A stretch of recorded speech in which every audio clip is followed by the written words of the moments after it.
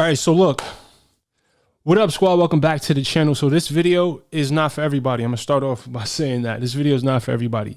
This is not for the internet trolls. This is not for the people who are looking for fancy editing or shortcuts. There's no 2 camera angles. This is just real talk from my real ones. So if you real and you're about growth and you're about service and you're about evolution, then I want you to stick around and watch this entire video. But if you're here for some BS, I want you to exit right now. Right now. Before I get into this discussion, at you guys' request, I put together a free document, a free resource that pretty much outlines the fat loss process in detail. I give away all of my tips and my tricks and my hacks on how I get lean. Look, it's happening already, man. You see my 6-pack starting to poke. Everything I do to prepare for thought season is in this document. If you want to download it, there's a link in the description. Once you put your information in the field, make sure you check your spam folder and confirm your subscription, or else the document will not be sent to you. Again, it's a free fat loss guide. The link is in the description. So let's get into the topic at hand here. I am deciding to do what they call monk mode. And monk mode is going to look different from person to person. For me, monk mode is going to be no sexual intercourse, no masturbation, right? No ejaculation, no orgasms of any sort, no women, no alcohol. I'm going to wake up every day at 5 a.m. I already do that. I'm going to meditate twice a day for 20 minutes a day. I'm going to have very little processed foods. I'm going to have very little sugar in my diet for 90 days. Most of the reason why I'm doing this video right now, if I'm being honest, is for accountability. Because I know if I say this stuff to you guys, I am going to follow through. That is just a fact. I know that about myself. So I'm making this video for accountability, and I want you guys to hold me accountable. Now, let me backtrack a little bit and explain to you how I came to this conclusion that this is what I want to do with my life for this season of my life. So maybe about 6 weeks ago, I had a conversation with a good friend of mine. His name is Light Watkins, and he is a meditation expert. He is a meditation teacher. And we were doing a podcast about meditation. I consider myself an avid meditator. I don't consider myself an expert, but I have consistently meditated for about 4 to 5 years now. He shared some information with me that totally switched up my entire meditation game and leveled me up. So I switched to these 2 meditations a day. I'm meditating for 20 minutes a day, and I'm able to access different levels of myself. I've been able to settle my mind on a level that I've never been able to settle my mind before. And what started to happen over these 6 weeks or so, a lot of my personal patterns, right? A lot of the things about myself started coming to the surface.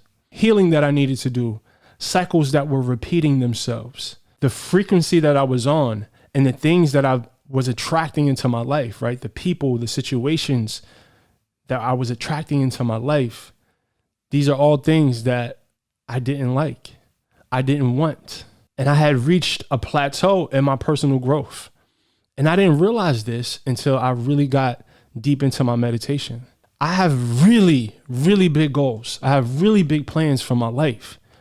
And the level of focus, the level of performance, the level of commitment that I was currently operating on wasn't going to get me to those goals. So I am making the decision to do something drastic because there are parts of myself, my old self, I should say, that I need to kill off, right? As you guys know, I lost 150 pounds. I made this physical transformation. I also made this spiritual and mental transformation as well. But there are old remnants of my old self, my old habits, my old frequency that is still popping up in my life. And I need to kill that. I need to kill that version of myself because the vision that I have for my life going forward, I can't take those parts of me with me if that's what I want to achieve, this vision. So I am stripping away all of the distractions from my life. I have minimized my social media. I am not talking to women. I even left my relationship because I needed to focus. I need to focus on my personal growth. I need to focus on my purpose.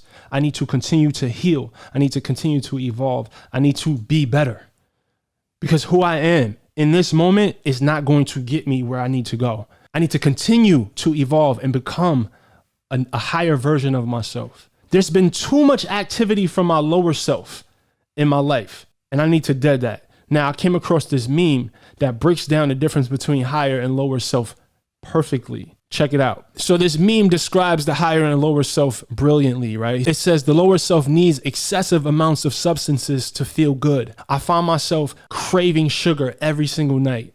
I don't like how that feels. I feel like a slave to sugar. I find myself craving sex. I don't like how that feels. I don't like being a slave to sex. I like to be able to control my bodily urges. I like to be able to control whatever I put into my face. Because if you can control those two things, you can control anything in your life. It says the lower self look outwardly for validation. I find myself worried about likes and comments and views. I don't like that. The lower self lives in the future or the past. I'm pretty good about living in the present, but I have moments where I'm not present. And that's not okay. The lower self is consumed by other people's opinions. The lower self feels good by proving other people wrong. The lower self finds bad in every situation. The lower self compares itself to others. We all are guilty of that. The lower self distracts the self from healing old wounds. And this one is huge for me. I'm a person, if I'm being completely honest, I've always try to numb the pain with food and with women. And I need to heal past that. I have to break this cycle that I'm on, because the frequency that I'm operating on right now, I don't like what I'm attracting. So I have to sit in the silence. And that's what I'm doing right now. I'm going to spend 90 days sitting in silence. No TV, no sex, no women. Very little social media, only because it's my business. I'm going to be disciplined about my meditation, about what I eat, about my exercise, because this is my plan to kill the old parts of me that are still surfacing. But let's talk a little bit about the higher self. It feels content without excessive substances. I need to be content without TV, without women, without sugar, without caffeine. Without any of these things, I need to be content in the silence by myself. The higher self feels validated from within. The higher self lives in the present. The higher self is connected to intuition and trusts its higher self. The higher self looks to help show others the way through love. There's so many situations in my life that particular one speaks directly to. The higher self finds good in every situation, in everything. The higher self appreciates others. The higher self digs deep and sits with discomfort to release. Now, most of the time, I am in my higher self, but there are way too many instances that I am operating from my lower self. And that is why I'm going monk mode for 90 days. But this last one, the higher self digs deep and sits with discomfort to release.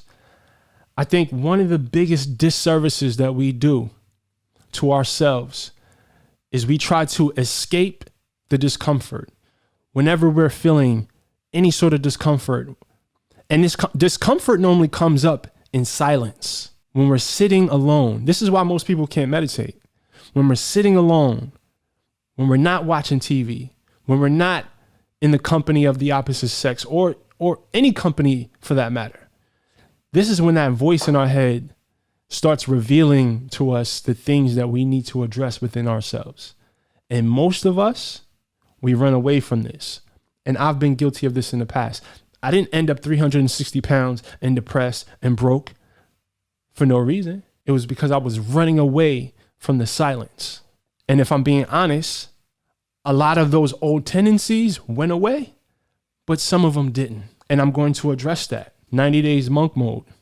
I'm going to free myself of the distractions, and I'm going to focus on going inward. I'm going to pray. I'm going to journal. I'm going to meditate. I'm going to exercise. I'm going to write. I'm going to read. I'm not watching Netflix. I'm not jerking off. I'm not numbing myself with women. I owe this to myself. I owe this to the version of myself that I'm trying to become. I owe it.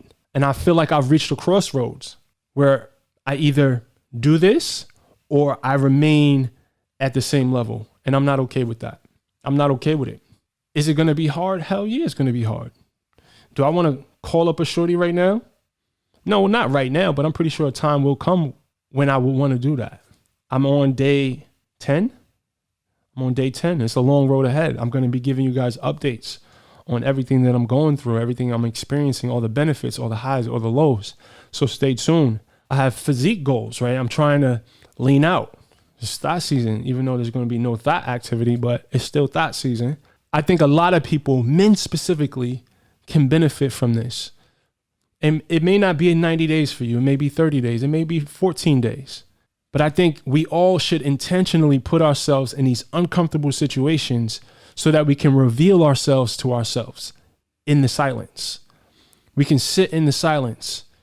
We can embrace the discomfort of the silence, and we can learn from the silence. Yes, we can learn from books. We can learn from mentors, but books or mentors will never teach you the things that you will learn in silence, in isolation, where you're quieting your mind and you're tapping into your intuition, into your divine guidance. We can all use that. It's the season. These patterns that I'm noticing in my life, I got to break the cycle. I have to break the cycle, especially if I'm going to call myself a leader. So again, I'm going to keep you guys updated with this. I want you guys to keep me accountable, right? I'm very confident in my ability to do this. But of course, as a community, I'm stronger with the Brix Squad. So hold me down. Make sure you guys are checking in on me on social. Make sure you follow me on Instagram, on Facebook, on Twitter, @Brix Fitness. And squad, listen, I think there comes a time in every person's life where they take this sort of journey. And I think it's going to sharpen my focus. It's going to sharpen my discipline. It's going to allow me to develop new utilities. That's going to allow me to get to where I'm trying to go in life, in business, on a personal level, and etc. I'm scared. I'm excited. I'm optimistic. But more importantly, I'm excited to meet the version of myself that I'll come out on the other end of this. And who knows? The intention is 90 days. I may go longer, but stay tuned. Make sure you guys give this video a big thumbs up. Let me know if you've ever experienced anything like this. If you ever have made any sort of big sacrifice that you felt called to do. Put it in the comment section below. Let me know what your thoughts are about this 90-day monk mode situation. All right, squad. And as always, I'm just trying to share the wellness. So get well and get money.